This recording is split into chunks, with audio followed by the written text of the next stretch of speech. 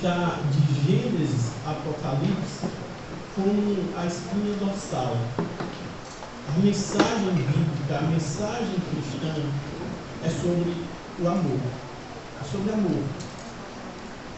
E nós lemos esse texto, e esse é um daqueles textos clássicos que é lembrado na reunião de um encontro de casais, na celebração de um casamento, é sempre trazido, então, alguma coisa, alguns punhados dessas verdades que estão colocadas aqui, nos referindo à união do casal e lembrando aqui de como o amor deve ser vivido pelo casal. Mas se tem uma coisa que esse texto não é um texto para casamento. Se tem uma coisa que esse texto não é, de fato, é um texto, e ele nem tem problema em ele ser usado. Mas na sua interpretação, no seu contexto, não é para isso que ele está aqui. Logicamente, de que ao falar de amor e pensando no amor genuíno e sincero, nós podemos trazê-lo nessas ocasiões também. Mas o contexto aqui do capítulo 13 é que Paulo está tratando com a igreja de Corinto, que é uma igreja, parece que rica, abastada de dons. Uma igreja que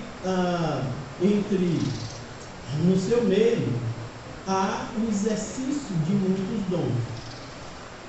Sabemos, pela leitura da carta, que a igreja tinha dificuldades em administrar esses dons. A administração desses dons não estava sendo bem realizada, como muitas coisas que estavam acontecendo na igreja de Corinto.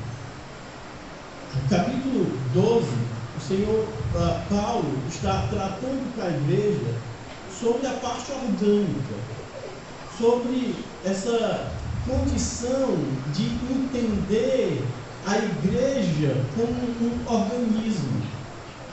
E ele então trata toda a questão da unidade, da união, trazendo à nossa memória a exemplificação de um corpo, de um funcionamento de um corpo, nos colocando no nosso lugar como membros e nos lembrando que esse corpo é guiado por um cabeça que é Cristo Jesus. No capítulo 14, ele vai continuar falando sobre os dons e o uso dos dons e a administração dos dons. Mas aqui no capítulo 13, quando Paulo está escrevendo, é como se ele interrompesse. É como se ele estivesse tratando, é como se nós estivéssemos tratando alguma coisa e nós então tivéssemos que dizer assim, calma aí, espera aí. Mas antes da gente entender isso, eu preciso colocar para vocês a razão disso. É como se houvesse a necessidade de fazer uma pontuação do que eu estou mostrando e do que realmente isso de fato significa. Você entende que o apóstolo começa dizendo no versículo, no início, eu passo a mostrar-vos ainda um caminho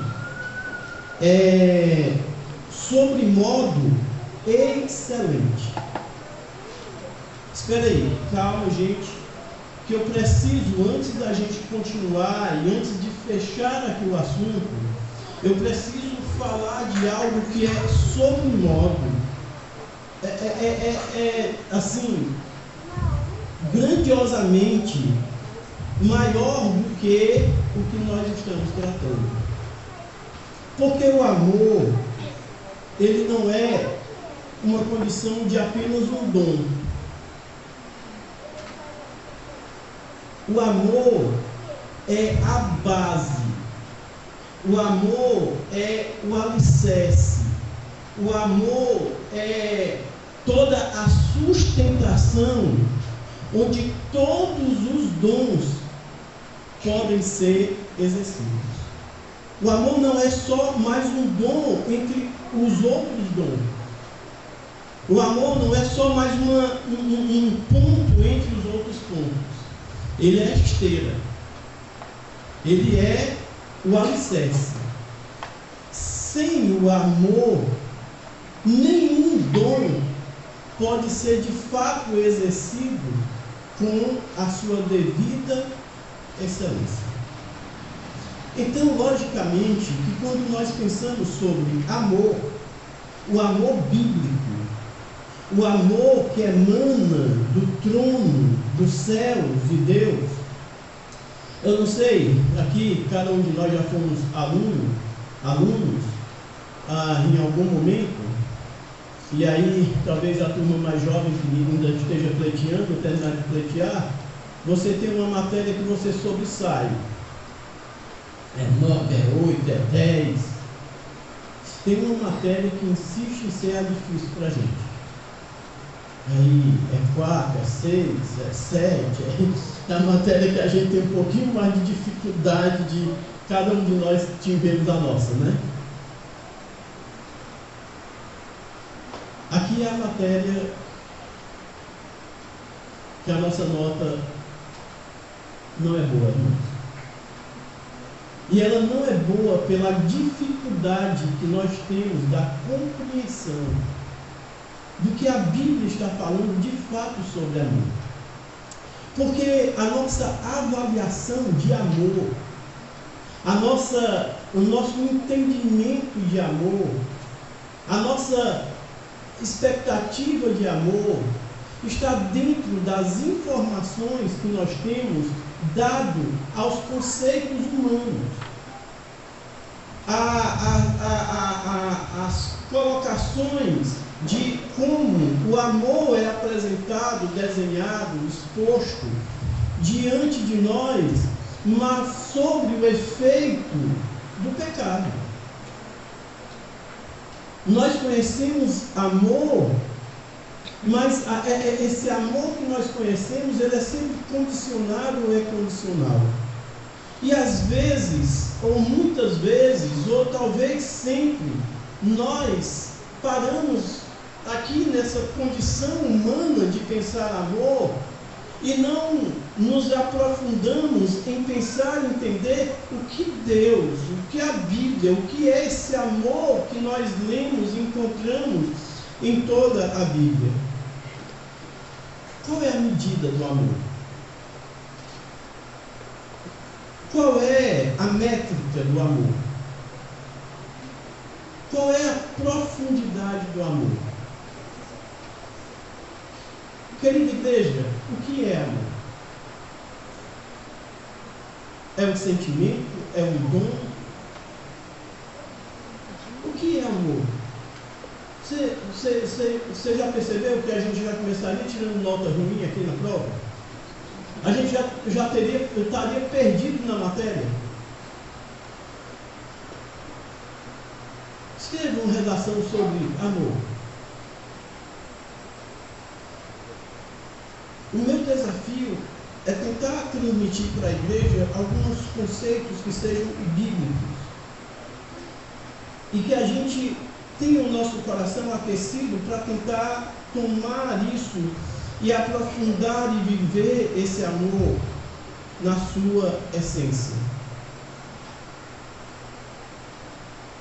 Paulo parece que está querendo dizer para a igreja de Coríntios o seguinte: antes de nós discutir como os dons funcionam, nós precisamos responder quem vocês estão se tornando. Não é só uma questão de exercer os dons, mas de como o que eu estou me tornando nessa condição de exercer dons. Então a igreja de Coríntios se apresenta como uma igreja onde os dons estavam tão aparentes, tão manifestos, dons miraculosos, línguas, todos os dons espirituais, sobrenaturais, parece que estavam ali, mas eles não estavam sendo bem exercidos, eles não estavam sendo bem administrados. E parece que os coríntios, eles, como é natural do ser humano, eles desejavam poder, os dons que traz visibilidade, que traz reconhecimento. Mas Paulo, ao expor a condição do amor aqui no capítulo 3, ele vai propor que, ao invés de poder, na igreja e na vida dos crentes e na vida da humanidade de forma geral, deve ser produzido caráter. Não apenas poder, não apenas ter dons, mas o exercício desses dons antes tem que promover na vida de uma pessoa um molde de caráter. Eles queriam manifestações. Ainda não é diferente dos nossos dias, dos nossos tempos. Parece que quanto mais manifestação, quanto mais movimento, quanto mais coisas, mais espiritualidade, mais a presença de Deus parece estar ali. Mas Paulo, ao falar de amor, expor essa sessão sobre amor que emana do trono de Deus, ele está levando a igreja a entender que mais do que manifestações, era preciso procurar transformação, vida transformada, vida mudada e modificada. Então o problema da igreja de Corinto e nas nossas vidas, mas na igreja de Corinto, nunca foi a ausência de dons. A igreja de Corinto se apresenta como uma igreja abastada, rica de tudo isso. Qual era o problema da igreja de Corinto? Não era a ausência de dom, mas pelo que nós conhecemos da primeira carta de Corinto, o problema era a ausência do caráter de Cristo. O problema na igreja de Corinto não era os dons, era a administração desses dons sendo desenvolvidos sobre a base do amor, que podia levar à visibilidade da igreja, a igreja refletir o caráter de Cristo. E é por isso, exatamente por isso que o amor aqui é central na carta, é central em toda a Bíblia. Irmãos, Deus, ele nunca pretendeu apenas usar pessoas. A pretensão de Deus não é apenas nos usar, simplesmente nos usar. O propósito maior de Deus é nos tornar, é formar pessoas semelhantes ao seu Filho. O propósito de Deus é formar pessoas semelhantes ao seu Filho. O que Deus quer, meus irmãos, para a minha vida, para a sua vida, é que cada um de nós, os que estão aqui, os que podem ser alcançados pelo Evangelho, que seja formado em nós o caráter de Cristo, que cada um de nós sejamos a semelhança do seu Filho. Não é apenas uma condição, irmãos, de uma mudança de endereço. O que Deus requer de nós é que haja uma transformação pelo poder do Evangelho. Então deixa eu dizer aqui para os irmãos, para mim, para a igreja. O desejo de Deus não é apenas que nós tenhamos mudado de endereço. Não é apenas que eu um dia fui católico e agora eu sou crente. E eu agora sou um crente da mesma forma quanto um dia eu fui católico. Eu só mudei o endereço, o local que eu frequento para a adoração a Deus. Mas eu sou a mesma pessoa no meu interior, nos meus sentimentos, nas minhas emoções. Não. A ideia não é essa. A ideia não é apenas uma mudança de liturgia, de lugar, de horário, de denominação. A ideia é de transformação. A ideia é que agora, pelo conhecimento do Evangelho, de fato eu não apenas mudei a parte física, mas há uma mudança interna.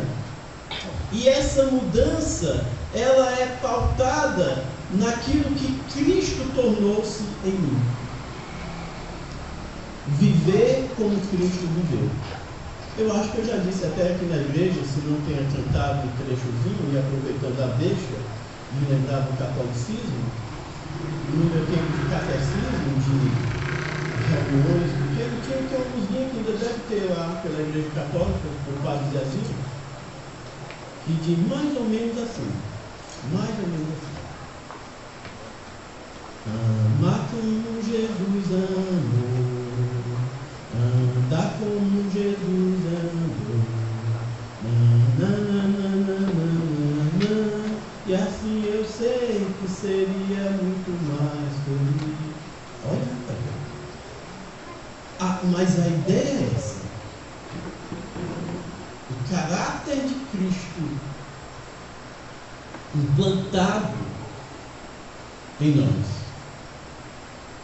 Sermos a semelhança do seu Filho. Então eu tenho uma pergunta para a igreja. Quando foi que o amor nasceu? Quando é que surge o amor na história? Cadê? Como é que começa o amor? Você já pensou nisso?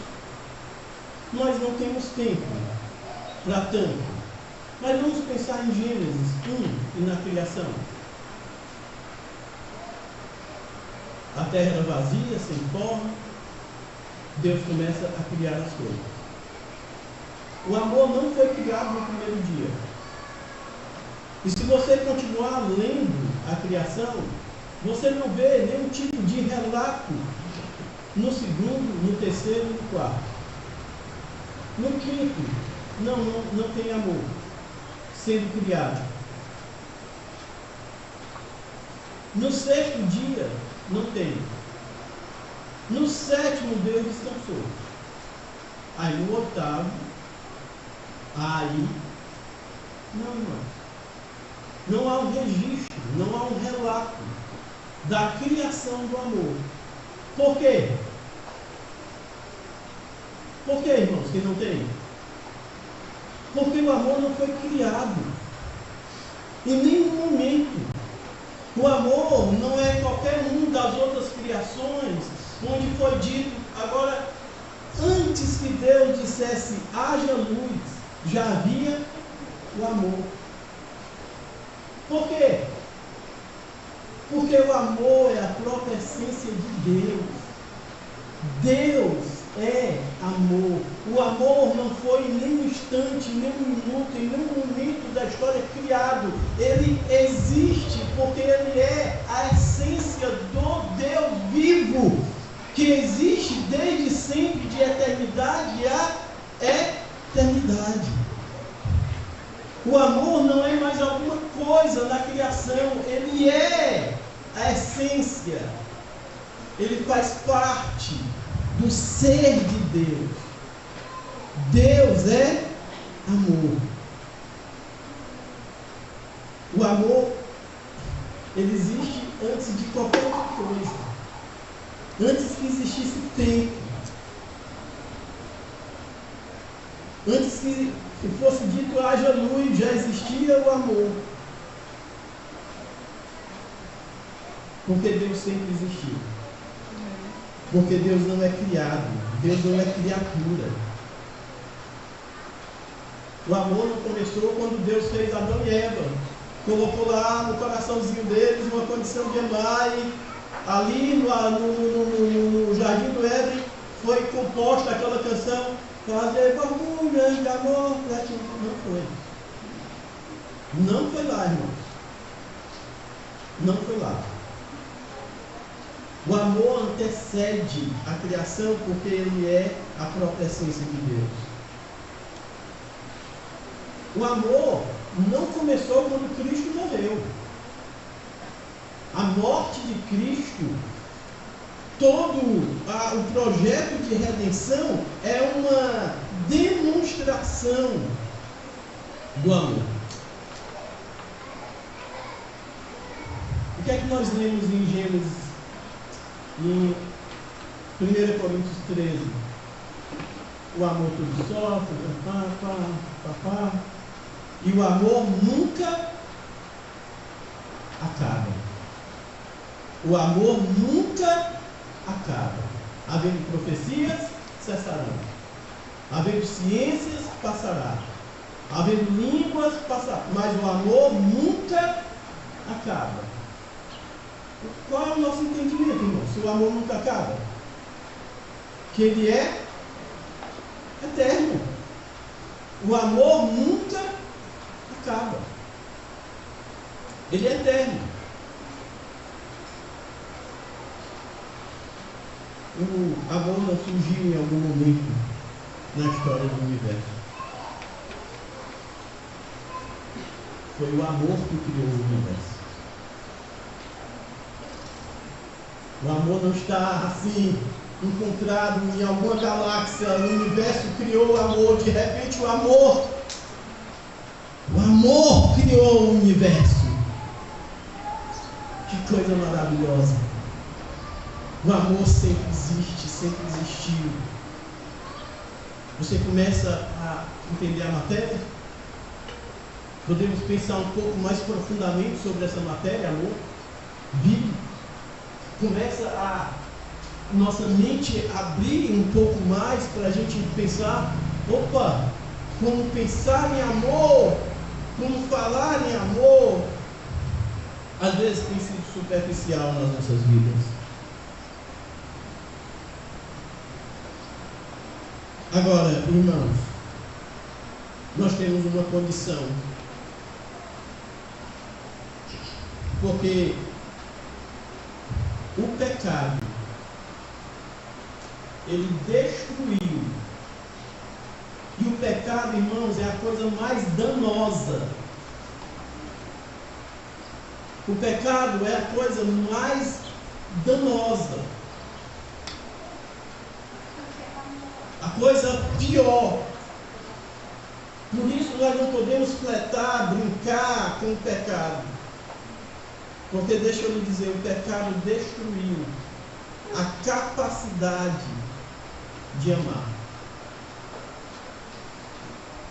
Nós não amamos biblicamente, a humanidade não ama biblicamente essa condição de entender o amor bíblico, o amor que emana, jorra do trono de Deus, se dá por essa condição de o pecado toldar a água, macular essa visão do amor de Deus.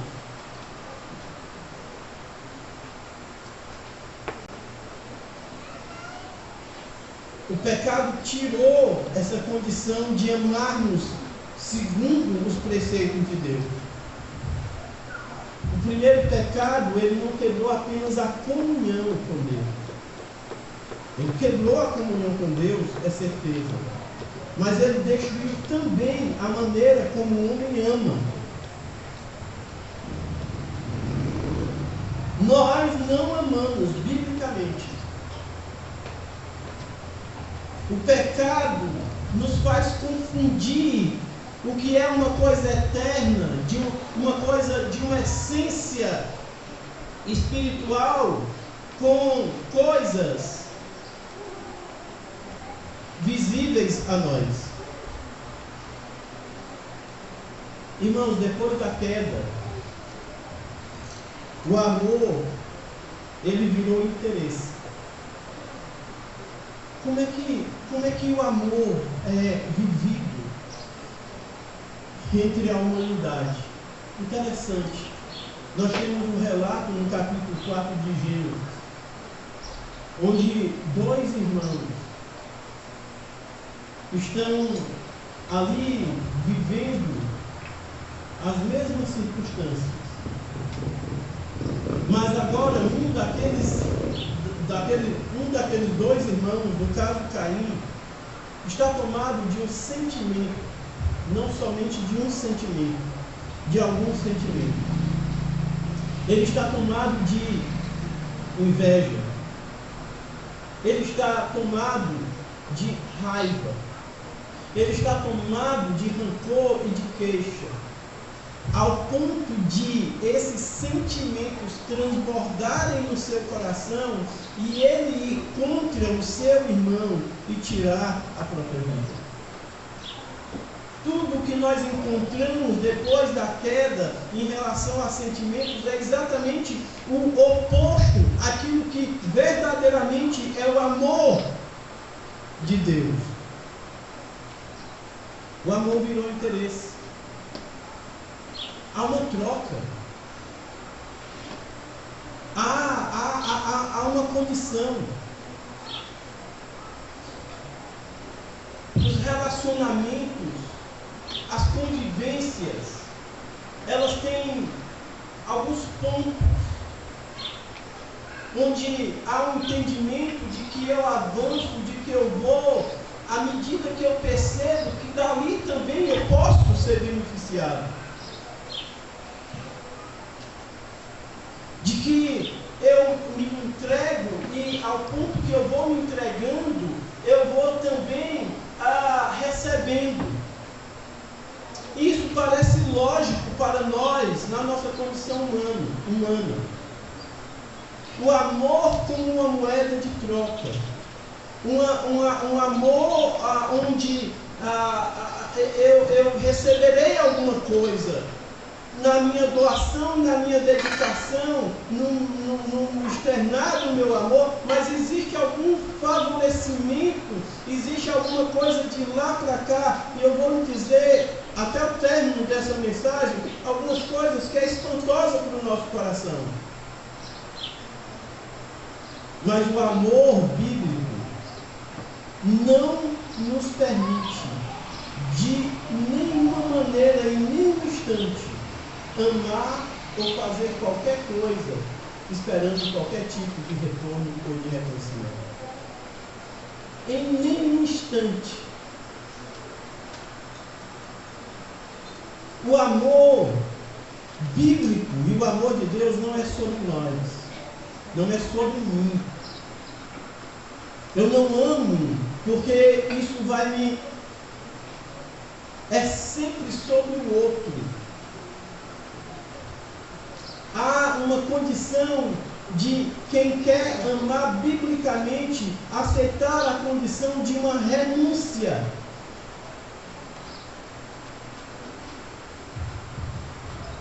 Irmãos,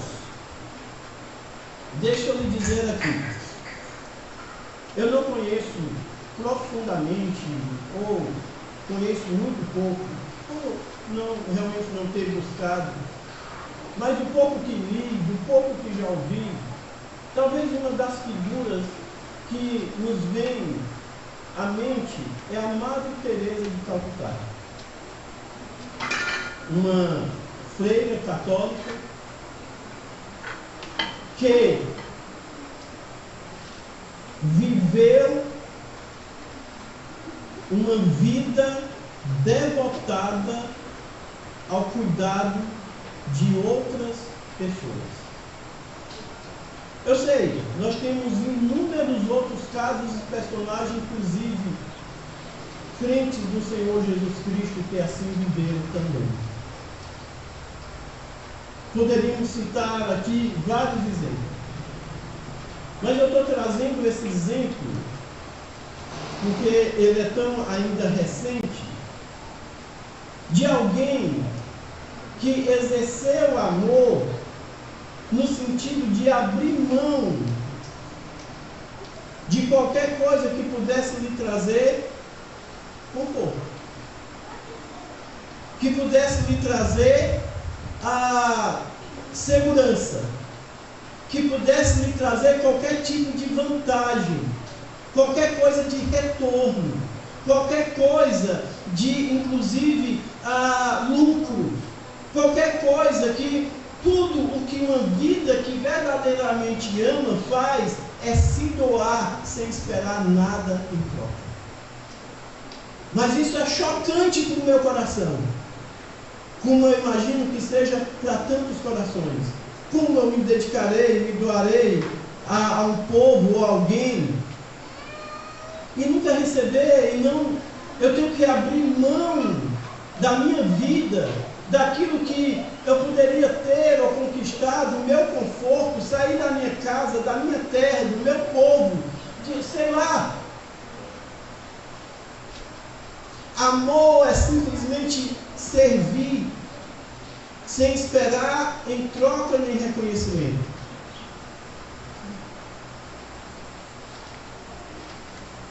A entrega, ela virou egoísmo. Eu só tenho que dar aquilo que eu tenho. E aqui eu digo para a igreja algo que eu já disse em outro momento. O amor, ele é altruísta. Ele não é egoísta. O amor não é sobre mim. O amor não é pelo meu benefício. O amor é sempre pelo outro, é sempre pelo próximo. É sempre eu estendendo a mão. Até quando não há nenhum tipo de reconhecimento, e até mesmo quando amando alguém, fazendo alguma coisa por alguém, ainda assim eu sou retribuído de forma dura.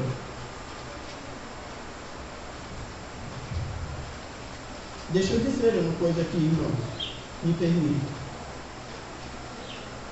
Se alguém disse para você, ou se você disse para alguém que ama, ou que é amado por alguém, e porque alguém não correspondeu às suas expectativas, ou você não correspondeu às expectativas de alguém, você se afastou dessa pessoa, você nunca amou ela. Essa pessoa nunca lhe amou. Ela pode ter vivido um momento de entusiasmo, de boa convivência, mas se você declarou que ama alguém, e porque essa pessoa não supriu as suas expectativas, se você se desapontou ou até se decepcionou, e a sua atitude foi se afastar dela, ou se você sofreu essa condição de alguém se afastar de você, depois de haver prometido amor e ter dito que lhe amava, nunca foi amor. Porque o amor permanece. Porque quem ama continua. Porque quem ama vai estar lá sempre. Porque não existe essa balança Não existe essa métrica no amor bíblico, não. Só a entrega. Só a entrega. Ele é um amor que é altruísta, é sempre pelo outro. Mas isso é chocante, não é, irmão? Não é? Vamos admitir. Não é, nós não aceitamos essa mensagem, irmão. Não é fácil.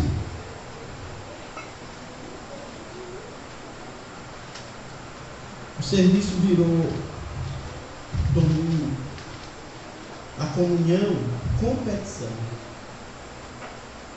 A comunhão virou competição. O amor não permite isso. Deixa eu colocar 2 pontos aqui rapidinho.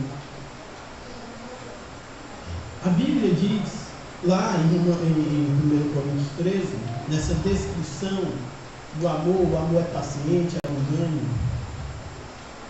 O amor não arde em ciúmes. O amor não arde em ciúmes. E o que seria exatamente o ciúme? O ciúme, em resumo, é uma condição de apoderamento, de domínio, de apropriamento, de apropriação. Então, está aqui, deixa eu ver o que eu sei aqui. O teclado da igreja. O teclado da igreja. É da igreja. 20 anos. Ninguém toca no teclado. Ninguém pode passar. Você viu que o irmão passou e passou o teclado para frente? Você viu que há uma condição de domínio, de apoderamento, de. Não.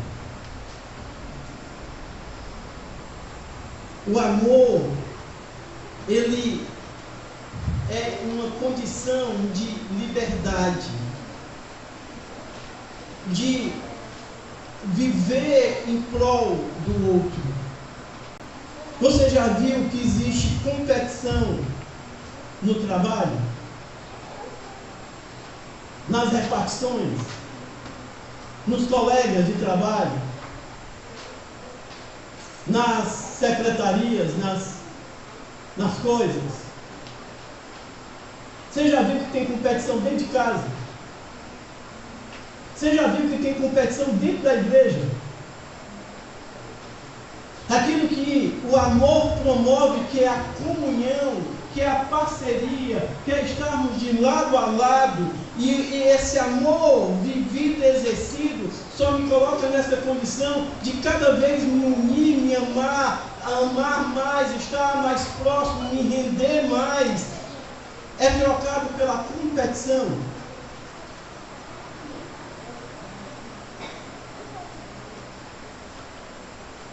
Tudo isso é o estrago que o pecado fez e nós precisamos vigiar o nosso coração.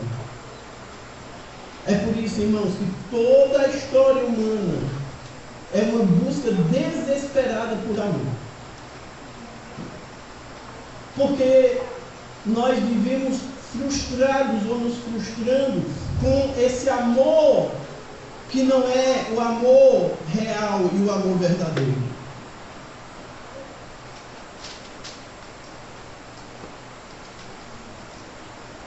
Qual é o problema? É que nós procuramos nas pessoas aquilo que somente Deus pode nos dar. Nós procuramos nas pessoas aquilo que somente Deus pode restaurar. Só Deus pode mudar e fazer alguém viver o amor vivo. Agora,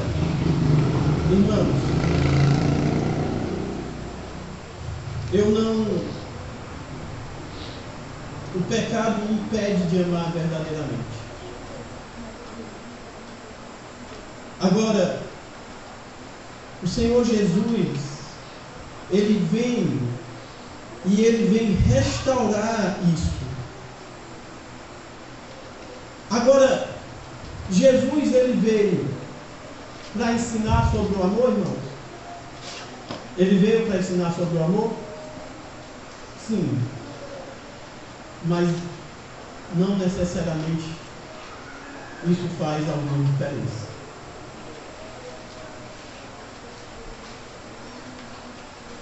O que é que nós temos dito sobre a pessoa de Jesus em João capítulo 1, versículo 1?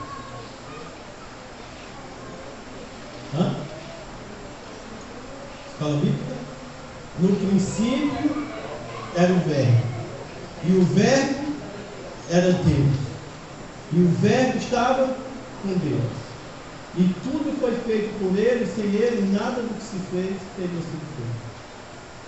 Lá no versículo 14 de João 1 nos diz o quê?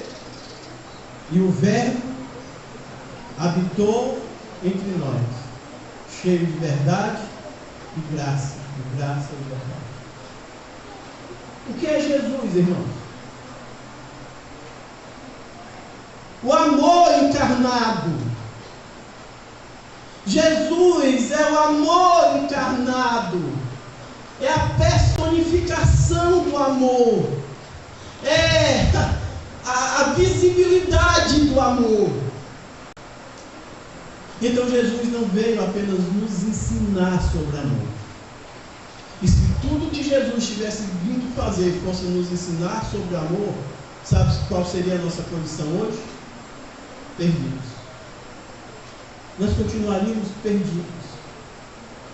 Jesus ele não veio apenas ensinar sobre o amor, mas ele veio ser a demonstração desse amor. Ele veio ser o amor visível, visto. Me fale aí sobre o amor de Jesus. Onde é que você vê Jesus amando? Em cada milagre. O milagre de Jesus é manifesto sobre em que base, irmão?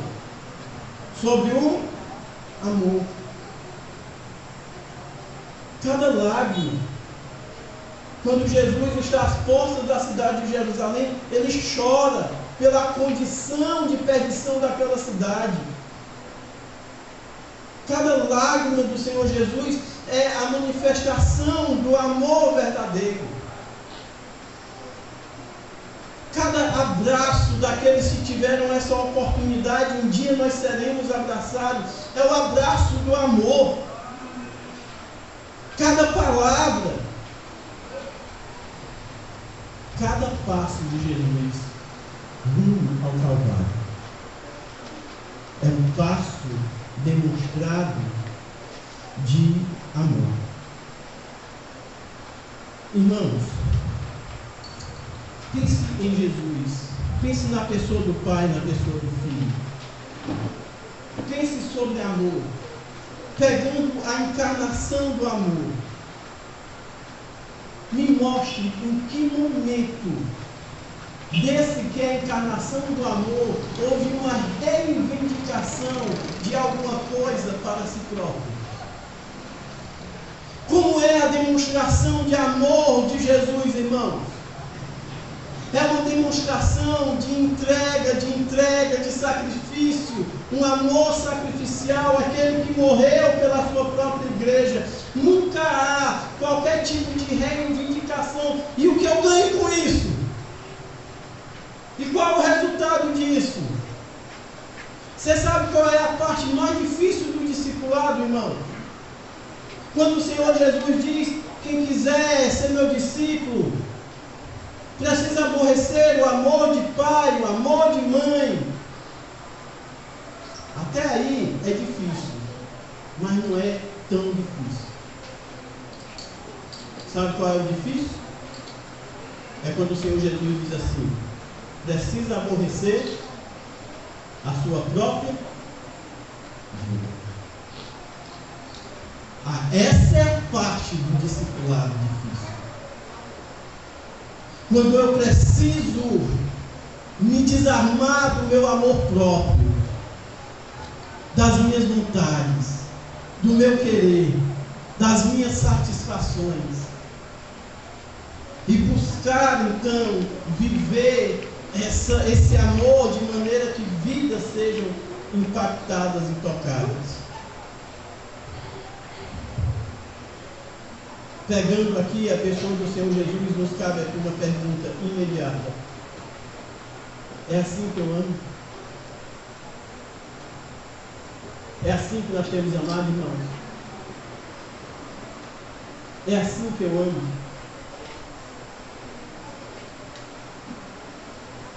Nós temos reivindicado, nós temos nos afastado, nós temos realmente entregue.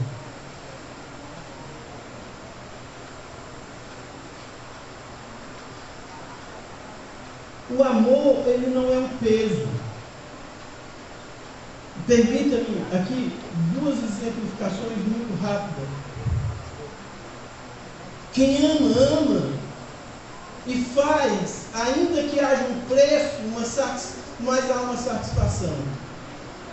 O mais velho da família, o meu irmão, ele cuidou da minha mãe, sempre esteve com ela.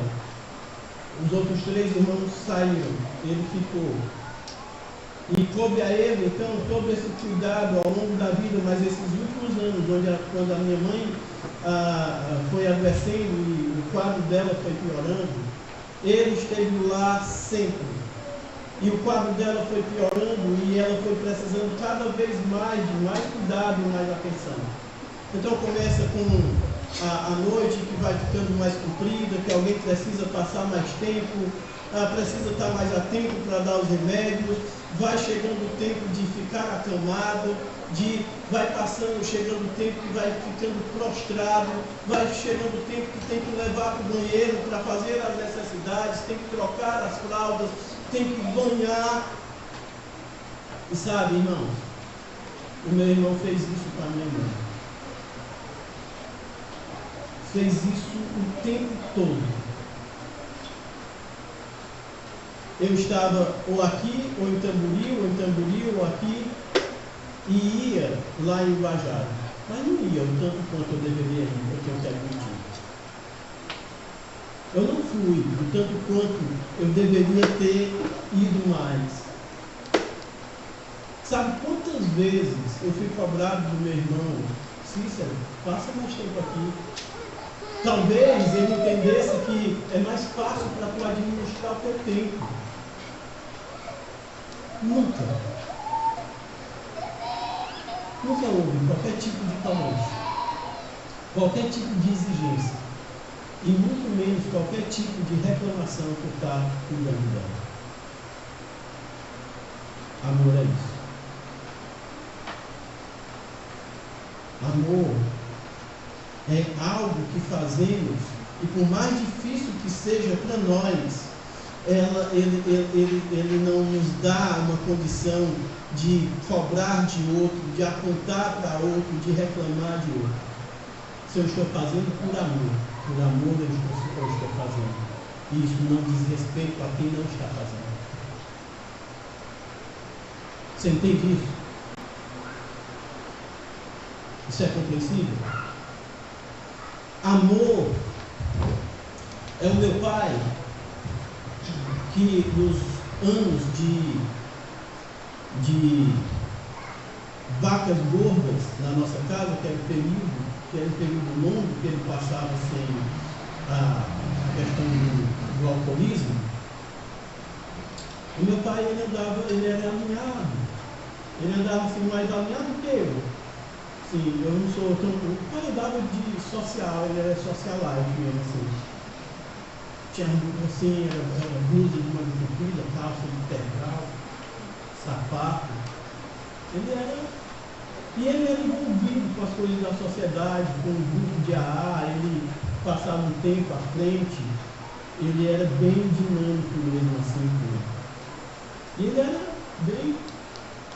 E um rapaz foi casar, e ele não tinha a blusa de manga comprida que combinasse com a calça, ou uma calça que combinasse com a blusa. E ele lembrou que o pai tinha. Que o pai vestia social e tudo, ele foi lá em casa, ele contou a história, seu Agimir, meu pai era Agimir, você me contou muito Agimir, assim. Agimir, o senhor não tem uma... Não, acho que eu tenho, vamos dar uma olhadinha. Então, ele foi lá no guarda-roupa, mas ele poderia só olhar para o rapaz, ver a estatura do rapaz, ir no guarda-roupa e olhar algumas blusas e trazer umas blusas para testar. Mas ele tirou todas as blusas dos cabides e trouxe. E o rapaz escolheu uma, escolheu duas, escolheu alguma coisa, até que encontrou uma que ficou boa, assim, então leve mais de uma por opção. Então, depois que estava bem definido, o pai disse: Maria, traz ali a bolsa, a sacola. Vai arranjar. O que é, Agimir? Maria, traz a bolsa. Agimir, Maria, traz a bolsa. A mãe trouxe a bolsa, o pai jogou todas as blusas, colocou dentro da bolsa e disse: todas as blusas são suas. E o rapaz ficou muito alegre, resistiu, mas leve. E o rapaz levou. Logicamente, quando o rapaz saiu, quem estava muito atordoado era a mãe. Disse: Agimir também não precisava disso tudo. E ele deixa. Sabe quantas vezes eu ouvi o pai falar dessas blusas? Muito. Eu estou contando essa história hoje. Porque amar é doar sem nunca precisar ser lembrado. Que eu fiz, que eu faço, que eu dei, que tanto eu fiz, nunca fui reconhecido.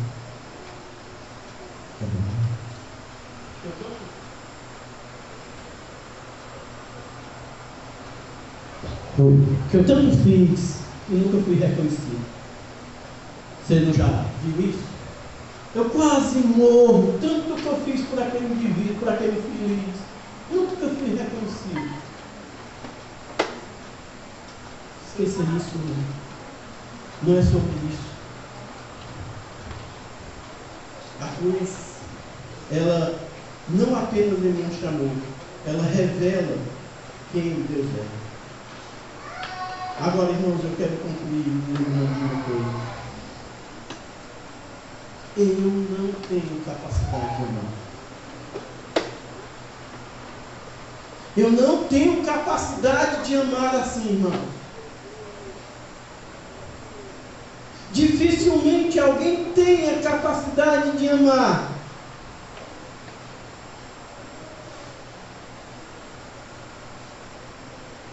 Mas o Espírito Santo de Deus me capacita.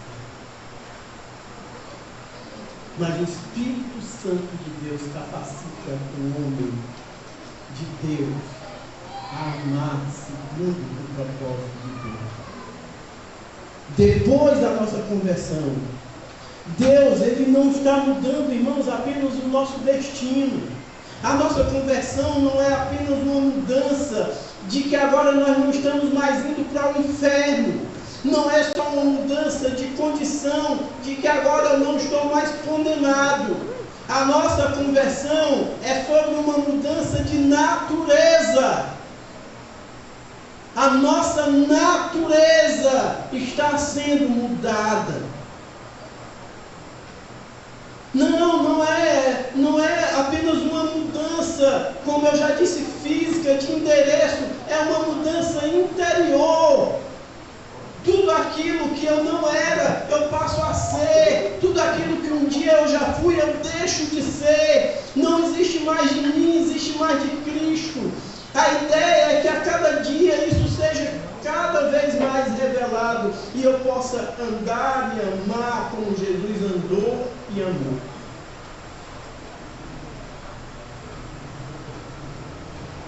Você lembra que o apóstolo Paulo fala aos Gálatas sobre os frutos do Espírito?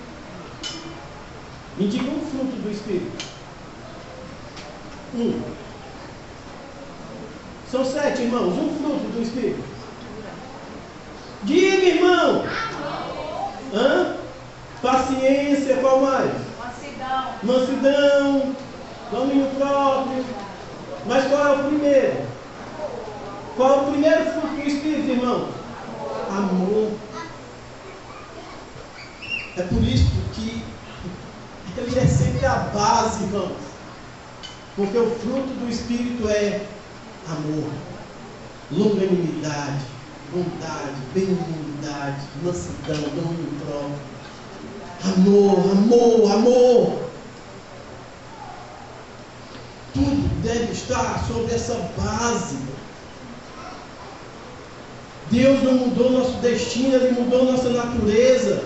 O Espírito não produz apenas dons, Ele produz dons, mas Ele produz caráter.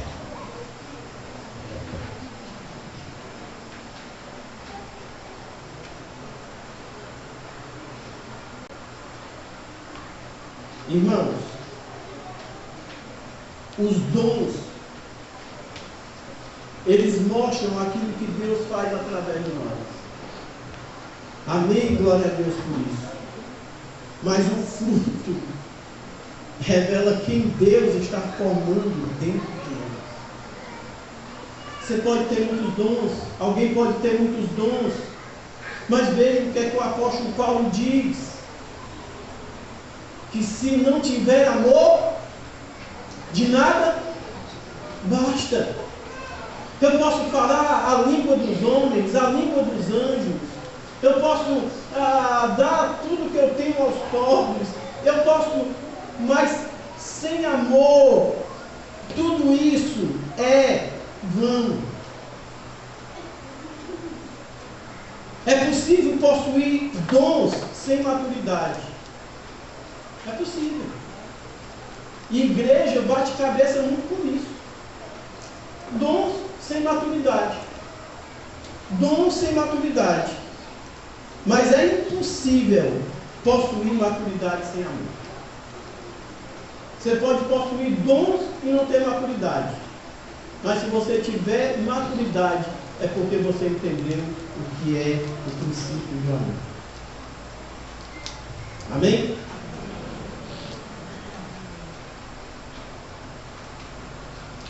Vamos lá? 1 Coríntios 13. O amor é paciente. O meu Salvador é paciente. O amor é bondoso. O amor não procura seus próprios interesses. Irmãos, eu descobri isso aqui dentro do meu casamento já muitos anos depois. Eu sempre tive atenção, cuidado com a Alice, não tanto quanto deveria ter, mas sempre procurei ser um marido que pudesse estar presente. E aí a gente tem essa história já de 32 anos de casado. E realmente dentro do casamento o amor bíblico precisa ser muito exercido. Mas eu só fui entender, não busco os seus interesses muitos anos depois. Embora me esforçando para... Mas um dia, eu não estava em uma conferência, eu não estava em um encontro de casais, eu estava fazendo o meu devocional. E eu estava nessa passagem. E naquele dia o Espírito Santo me tocou para eu entender que eu buscava meus interesses dentro do casamento. De que, sim, havia um relacionamento sadio e saudável, graças a Deus, mas por trás de tudo aquilo, havia no meu coração uma perspectiva de eu receberei através disso aqui. Eu estou fazendo, mas há aqui uma... Eu nunca disse isso para Alice, minha filha. Eu descobri que no meu caso assim, eu ainda busco muito os meus interesses. Mas naquele dia a chave virou. Para mim entender que no nosso casamento e no amor que eu digo ter pela Alice, existe uma condição de doação sem buscar necessariamente o meu próprio interesse. Isso pode ser no casamento uma via de mão dupla. O cônjuge entenda isso. E assim seja vivido de lá para cá. E se não for? Irmãos, o amor não depende do que o outro faça. possa fazer ou deixe de fazer. O amor é sobre o outro, não sobre mim. E isso é aplicado em todos os relacionamentos.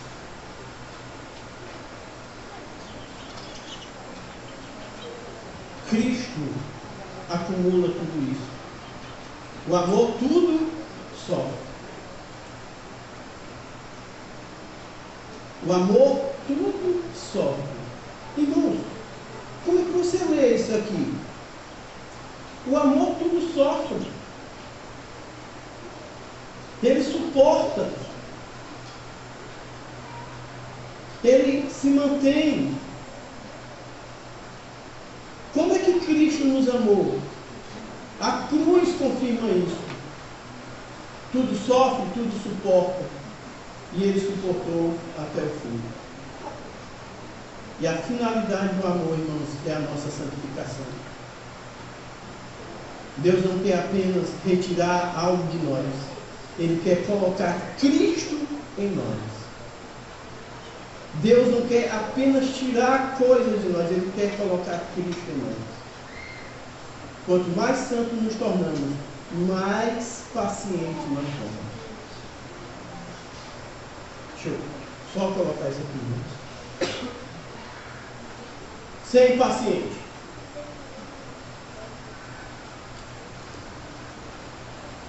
A santificação vai nos colocando numa condição de sermos mais pacientes.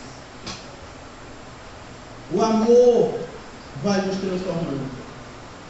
Nós vamos sendo mais misericordiosos, mais humildes, mais generosos, mais semelhantes ao Salvador. Com isso sendo vivido na base do amor. Os fariseus, eles pareciam ser muito santos, mas eles não tinham amor. Santidade sem amor nos torna parecidos com os fariseus. Amor sem santidade produz sentimentalismo.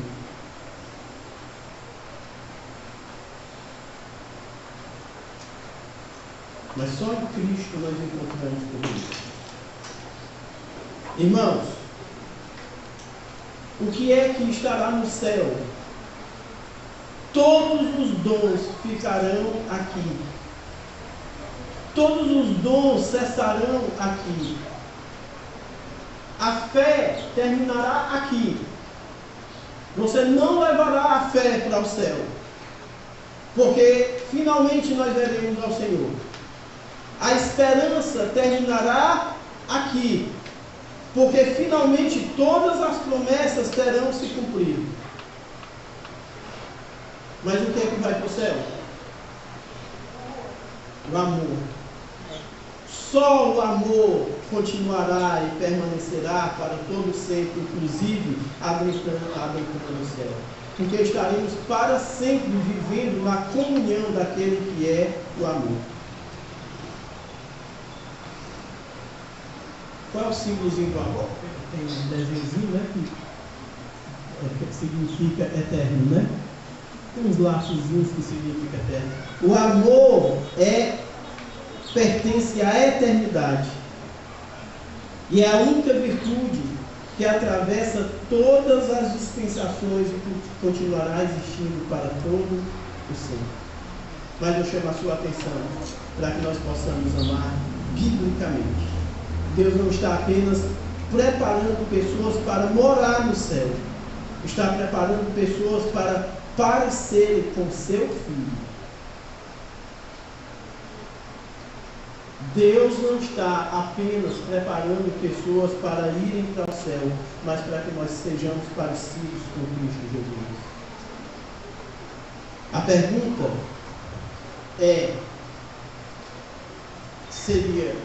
a pergunta da eternidade seria, não será, né?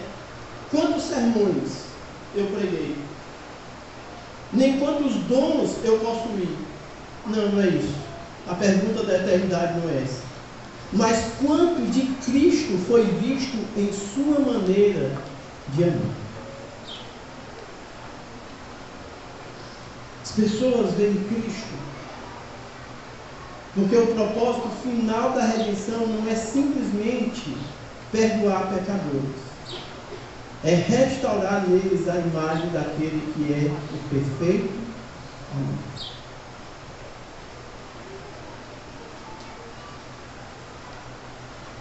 Olhemos para a cruz, irmãos. Ali o amor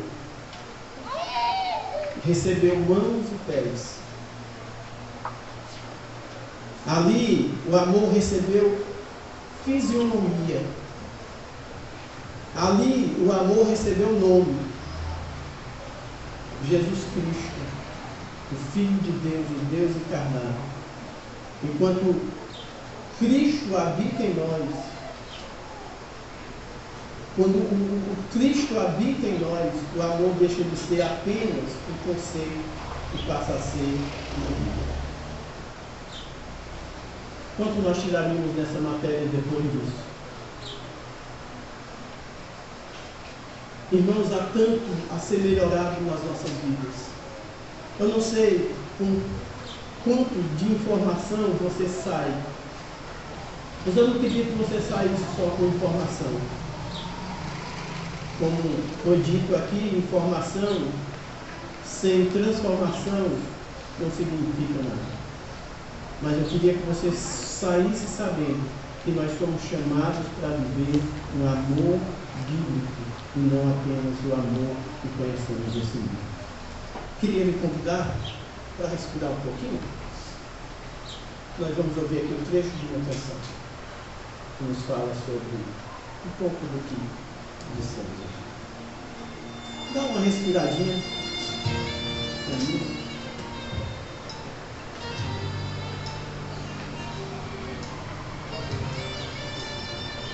Pode aumentar um pouquinho. Eu não posso entender que o amor seja apenas discurso, ou poesia, as canções que não mudem a dor de ninguém. Pois quem mais ensinou sobre amor e por amor a si mesmo entregou tudo fez.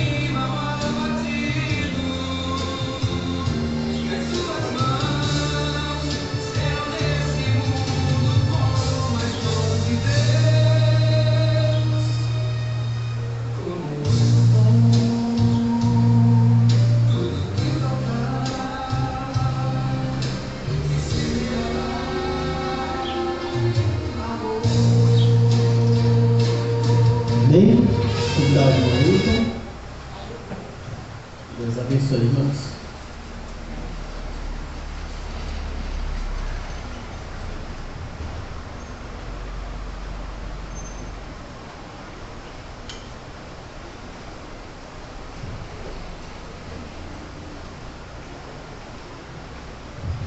Amém. Deus está falando alto aos nossos corações aqui nessa noite, né? Então, agora que nós já estamos alimentados com a palavra do Senhor, nós vamos poder fazer agora nossas ofertas, entregar o nosso dízimo, o coração tranquilo, o coração quebrantado, né? Vamos fazer isso com muita alegria, sem nenhum peso, porque ofertar ao Senhor nunca foi um peso, porque ofertar ao Senhor é um privilégio. Ofertar ao Senhor também é uma forma de adorar a Deus, é uma forma de expressarmos a nossa gratidão a Deus e uma forma também de reconhecer a Deus por todas as bênçãos da nossa vida. Vamos orar pelas ofertas. Querido Deus, muito obrigado, Pai, por tudo que nós já ouvimos essa noite, por cada oração, por louvores cantados, por essa pregação maravilhosa que nós ouvimos até aqui. Pai, nesse momento eu te entrego a vida de cada ofertante, de cada dizimista, Pai. Eles têm sido fiéis e têm se esforçado em contribuir para a tua obra, Deus. Continue abençoando, Pai. Continue abrindo porta, dando prosperidade para cada um. Eu te peço, Senhor, que o Senhor abençoe e consagre cada oferta e cada dízimo, que eles tenham grande significado aí no céu e tenham grande utilidade aqui na tua obra. É o que nós pedimos, é o que nós oramos e agradecemos em nome do Senhor Jesus Cristo. Amém. Os irmãos fiquem à vontade para fazer as suas ofertas.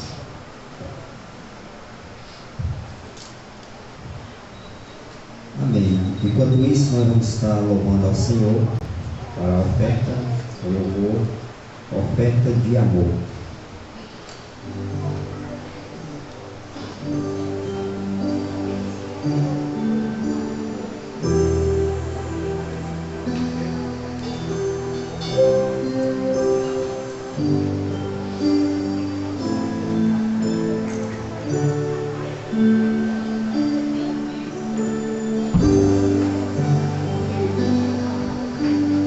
Vem, Senhor, minha vida oferecer,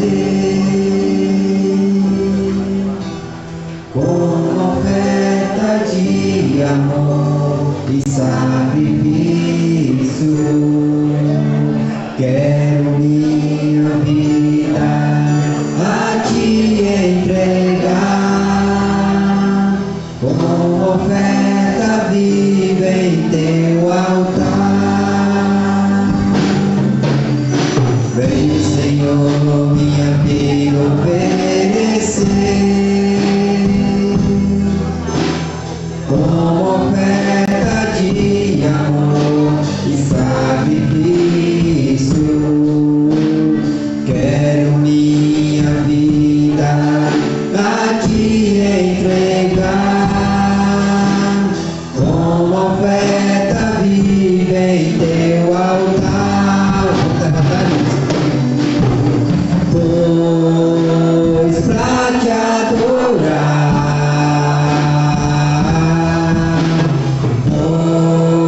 foi que eu nasci. Cumpre em mim o teu querer, faça o que está em teu coração. E a cada dia eu queira mais e mais estar ao teu lado, Senhor.